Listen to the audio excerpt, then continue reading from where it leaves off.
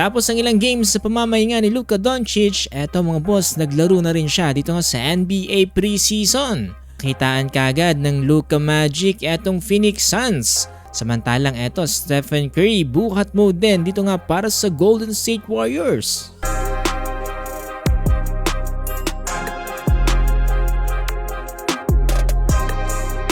So classic NBA tayo mga boss, no? Ngayong araw sabay na may laban eto ngang Golden State Warriors at eto ngang Los Angeles Lakers. So dito muna tayo sa laban ng Los Angeles Lakers kontra nga dito sa Phoenix Suns. Hindi nga pala maglalaro ngayon dito nga ang star players ng Suns na sila Devin Booker, Jalen Green at ito nga si Dillon Brooks. Pero sa kabila nga ng hindi paglalaro ng mga star players dyan ng Phoenix Suns, eto naman para sa Los Angeles Lakers ay naglaro eto nga si Luka Doncic. Early quarter mga boss, pakitang gilas agad etong si Luka pinaglaruan ang big man dito nga ng Suns. Back and forth play na may kasama pang foul. Tiral na parang basic basketball ni Luka Doncic mga boss. Eto nga mga players dito nga ng Phoenix Suns, eto pinostihan pa ang player na to.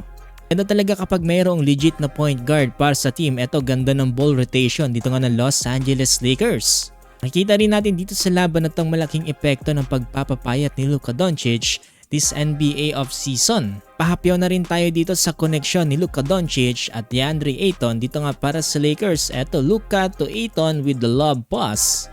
Ito nga pala sa laban na to ay nakapagtala ng 25 points etong si Luka Doncic with 7 rebounds at 4 assists. Together with Austin Reeves, 25 points, 4 rebounds at 2 assists. 25 points naman para kay Jared Butler para sa Suns at 22 points para kay Jordan Goodwin. Halo nga pala dito ang Phoenix Suns 113-104.